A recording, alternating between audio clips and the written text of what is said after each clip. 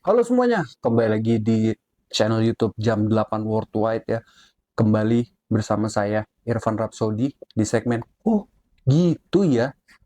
Ini kalau nggak salah episode ke sekitar 15.000 ya. Oh gitu ya, kita sudah memberikan fakta-fakta yang selalu mencengangkan dan membuat Anda menjadi pribadi yang baru seperti sebelumnya. Yang nggak ada, seperti yang sudah-sudah. Nah, saya disclaimer dulu ya. Saya ini tidak ada afiliasi bisnis apapun dengan N'Golo Kante. Jadi hal-hal yang berkaitan dengan N'Golo Kante tolong jangan sangkut pautkan ke saya gitu ya. Nah, kembali lagi ke segmen oh gitu ya. Hari ini seperti biasa fakta-fakta akan saya berikan ya sekitar 27 lah mungkin ya, cuma sedapatnya aja ya. Ada 27 tapi saya pengennya cuman ya kita tunggu aja.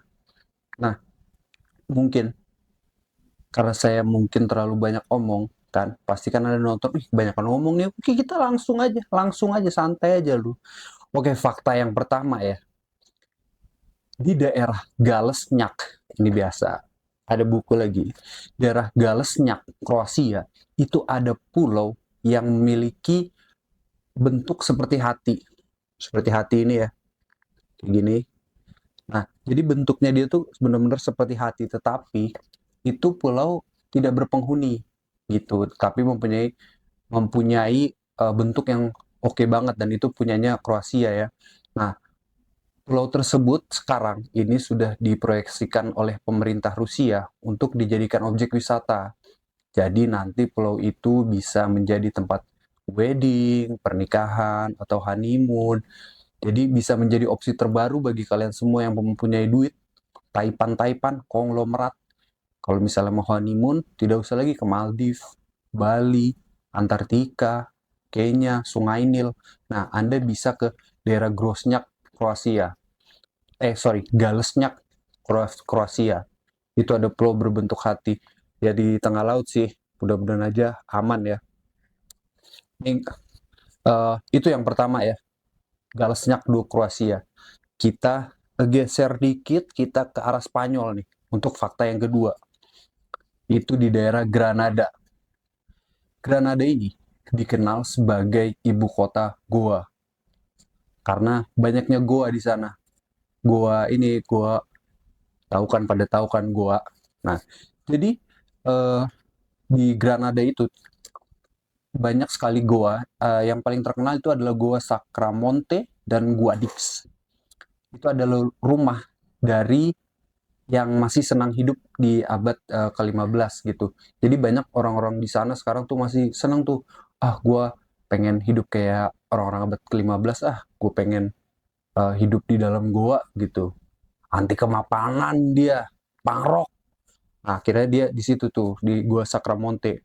Nah, setidaknya tuh ada sekitar 2.000 rumah di bawah tanah tuh, daerah situ tuh. Jadi kalau mungkin pintu masuknya satu, tapi di dalam itu bercabang-cabang tuh. Ada gua si ini, ah ada gua si Ali, ada guanya si Saipul, banyak deh gitu. Tapi nggak tahu ya apa presidennya gimana. Iya soalnya kan lolo gua ya kan. Nah, dulunya kenapa dulunya ini pada abad ke-15 gua-gua ini adalah tempat pelarian, tempat kaburnya orang-orang dari persekusi agama dan rasisme.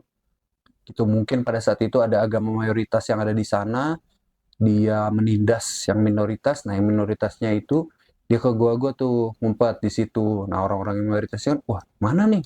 Nah, makanya mereka menempati gua-gua itu. Ada korek nggak mas? Granada mas?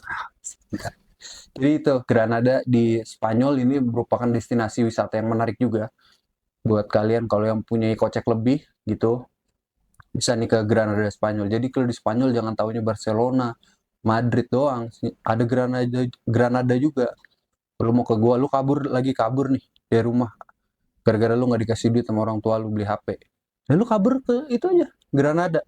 Jangan kabur ke rumah temen. Ya, bisa tuh. Oke, yang ketiga, kita kembali uh, geografi lagi nih. Kan kalau kali ini tentang gunung.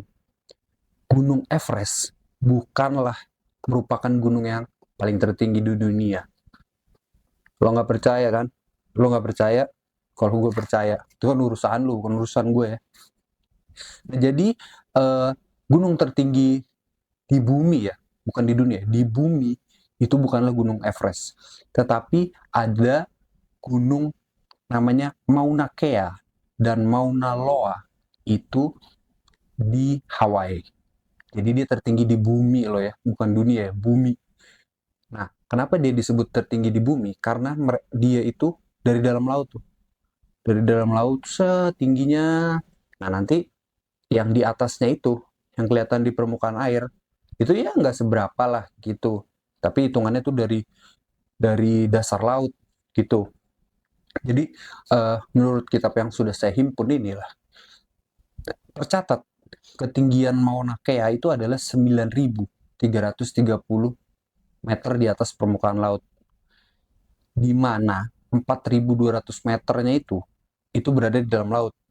Jadi totalnya ada sekitar 30.000 kaki lah gitu. Kalau lu jejerin manusia 30.000 kaki situ.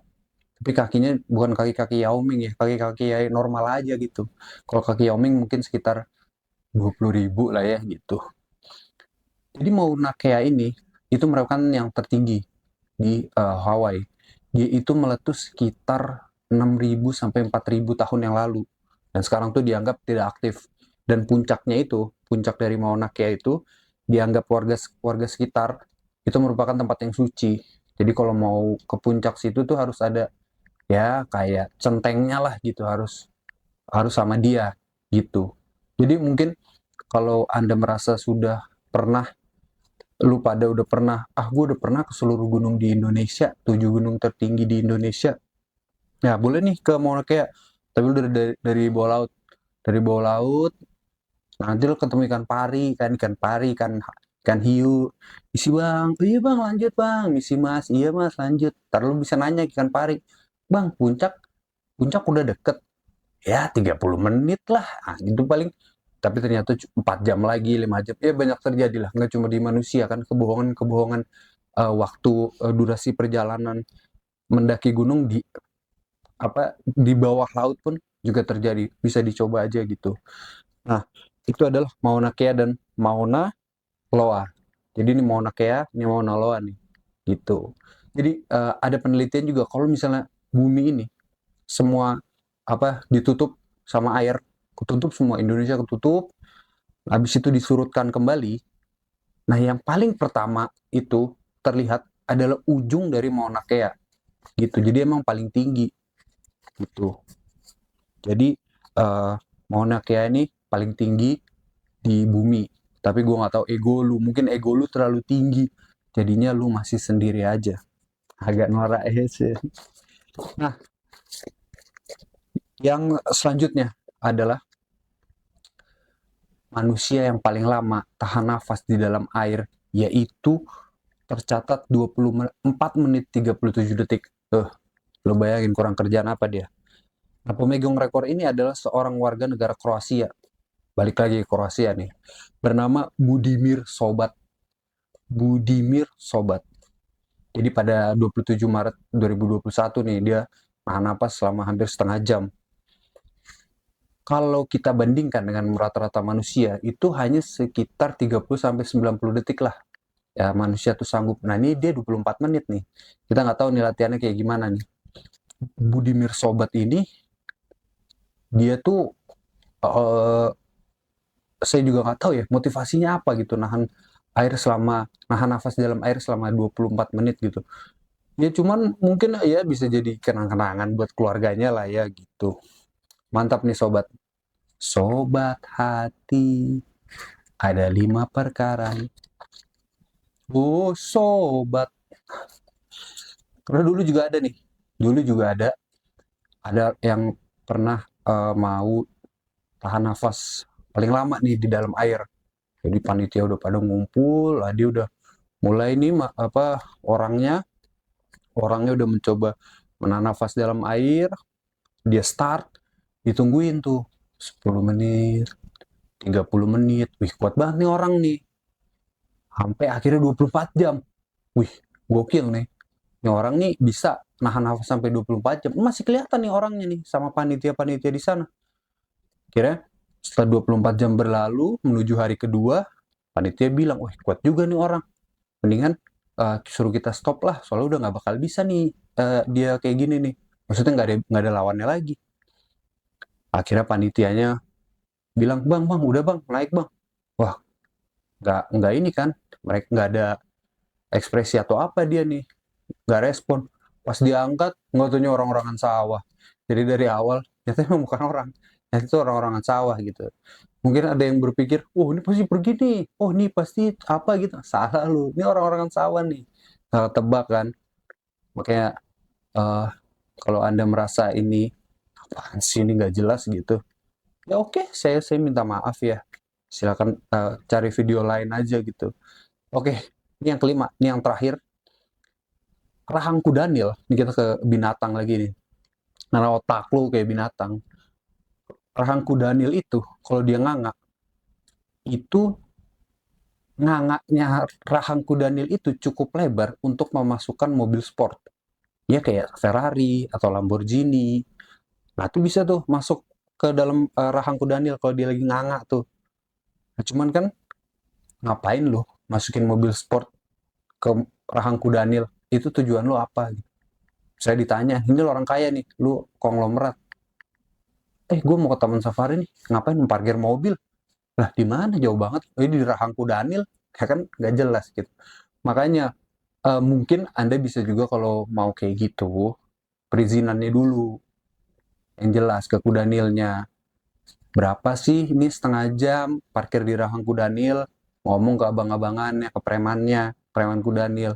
Biar enak, jangan langsung kudanil lagi ngangak, langsung bruk masuk gitu kan. Ini kurang ajar ya. Ya minimal DP lah 50%. Mungkin fakta-fakta yang hari ini saya berikan semoga menjadi amal bagi kalian semua, semoga bermanfaat. Kalau tidak bermanfaat dan menganggap saya ini kurang jelas, ya silahkan aja cari yang lebih jelas gitu, karena saya adalah